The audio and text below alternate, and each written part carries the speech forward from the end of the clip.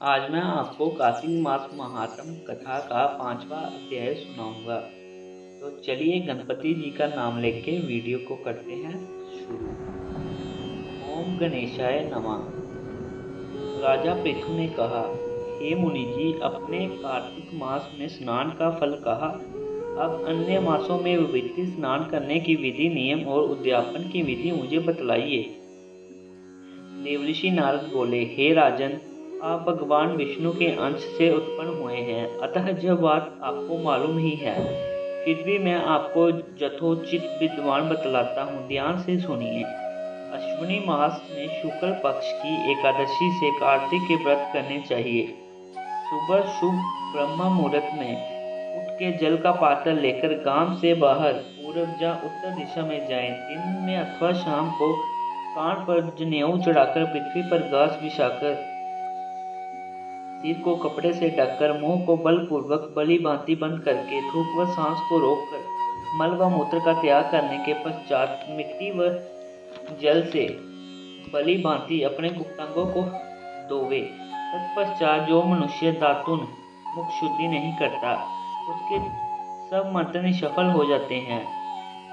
अतः दांत और जीभ को यत्न पूर्वक शुद्ध करना चाहिए और ये मंत्र बोल के दातुन को तोड़ना चाहिए।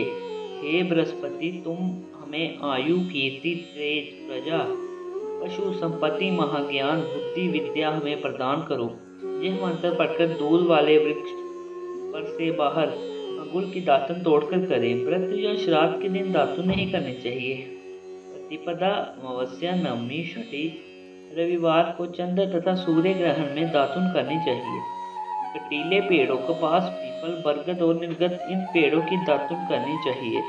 पश्चात बलि भांति स्नान करके फूल, माला, चंदन और पान इत्यादि पूजा की सामग्री लेकर प्रसन्न मन व भक्ति पूर्वक भगवान शंकर के मंदिर में जाना चाहिए। वहां सभी देवी देवताओं का अर्ध आचमनीय आदि वस्तुओं से अलग अलग पूजन करना चाहिए। फिर भक्तों के स्वर में स्वर मिलाकर श्री हरि का कीर्तन करना चाहिए।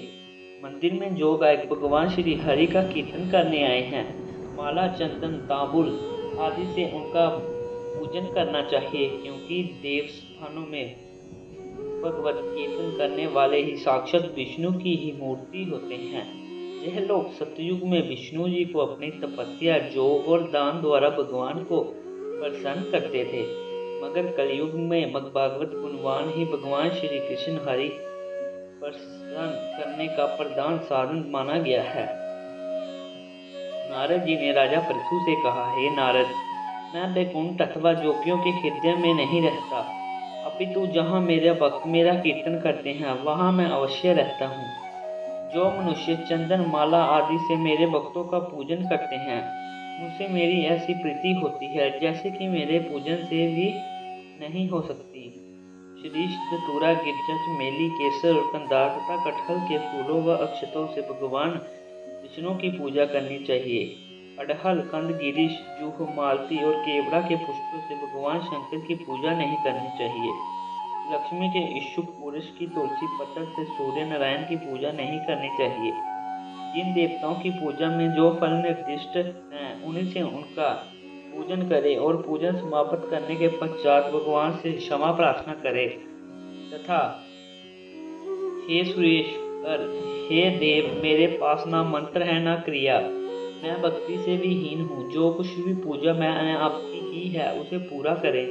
ऐसी प्रार्थना करने के बाद दंडवत प्रणाम दो व क्षमा प्रार्थना करके भगवत कीर्तन करने चाहिए। श्री हरि कृष्ण की कथा सुननी चाहिए और प्रसाद ग्रहण करना चाहिए।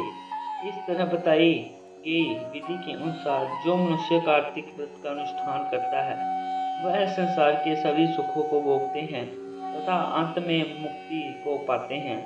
इसी के साथ हमारा 5वां अध्याय समाप्त होता है। तो मिलते हैं 6ठे अध्याय में।